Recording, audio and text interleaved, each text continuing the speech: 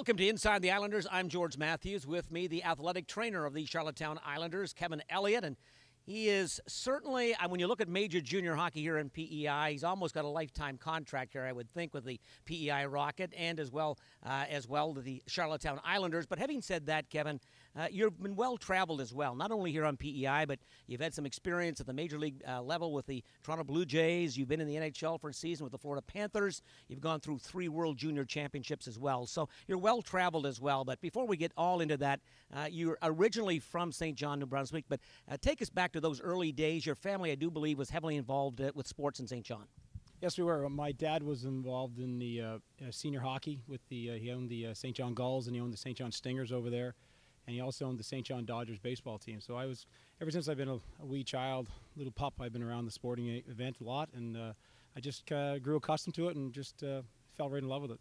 Of course, some of us grow up and try to be sports broadcasters. Some people try to grow up and be athletic therapists. But why, in fact, do you take that route as being an athletic therapist?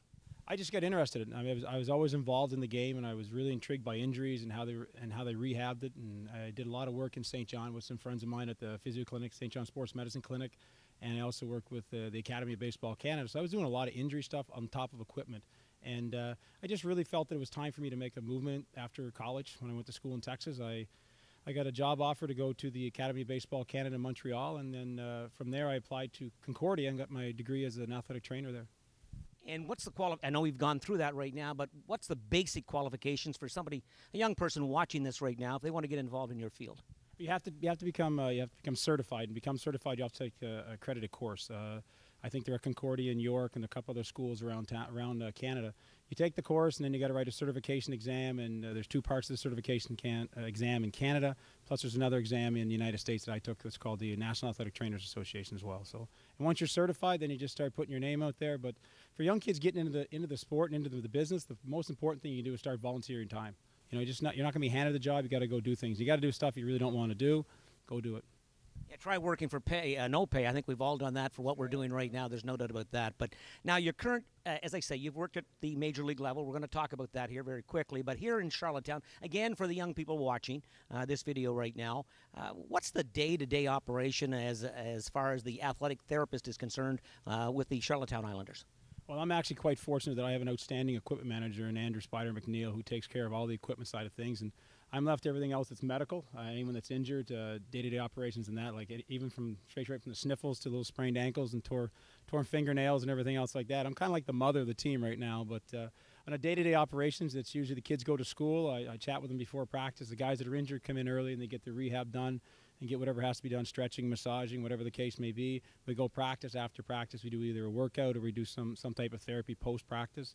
And then the rest of it is just nutrition. We keep an eye on nutrition. Our nutritionist, Nancy Fong, and myself work diligently with the players on top of their diets and everything else like that. So from a day-to-day operations, it starts about 7:30 in the morning, and I'll probably get home tonight about 7:30. So my wife will say hello to me, and then she'll send me to the basement. So normal day. So. That's a normal day for all of us, believe me. But you know what? When you look at this situation right now, Kevin, and having experienced it at the NHL level for a number of seasons, I know that every team, they've got management, they've got GMs, they've got presidents, they've got coaches. But for a lot of organizations, even here at the major junior level, a lot of organizations, the glue factor are the training staff and the athletic therapist off that hockey club or baseball team. Oh, I agree. Because we're pretty much down in the trenches. We see everything that some of the stuff the coaches don't see and management doesn't see, but we're right there. We see everything, and we're involved in everything. And the players have a high trust level for the training staff and equipment staff on top of that as well. And it's just one of those things. They have reiterating the trust level, but people just start coming to us, and it's I don't even know how to describe it. It's just a natural daily process.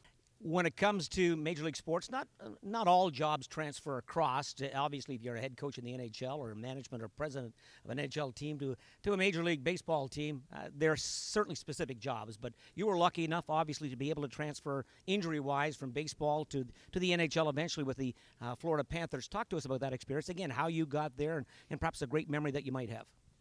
Again, just getting hired with the Florida Panthers was an amazing experience. I was lucky enough to have a good friend of mine in the organization, Andy O'Brien, and Andy said, hey, they have an opening, and we tried for the year before to get the position filled, but I couldn't get visa stuff situated. And then at the end of the summer, I was invited to do a couple mini camps with them and a development camp in Toronto, Ontario.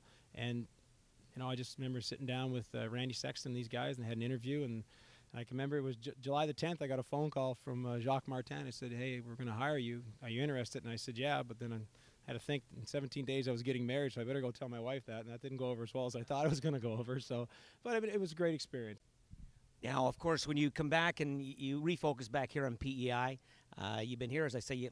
I think for the most part, you've got a lifetime contract here because of your work ethic, and that's a plus. But you could have other jobs, but you do like Charlottetown. You do like PEI. Yes, I do. I love Charlottetown. Obviously, I met my wife here, Carolyn McGuigan, and my stepson Matt was in college. And also, too, my wife won't give me $44.75 to get off the bridge, so I'm kind of stuck here. I got nowhere to go. So, but no, I love it here. It's the summer times. I work at Andrews Hockey School in the summertime, and so many great people are come over here in the summertime. All my friends visit my dad and family, so there's no reason for me to leave right now.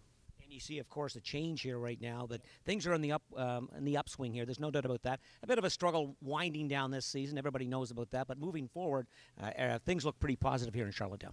Oh my, this is great. I mean, people really don't understand that we have a really, really young team and a really powerful team.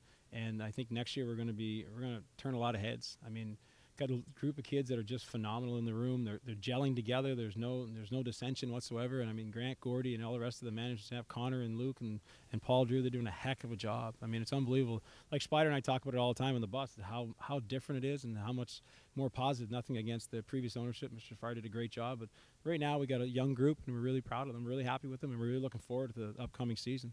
That's Kevin Elliott, athletic therapist for the Charlottetown Islanders. For Inside the Islanders, I'm George Matthews.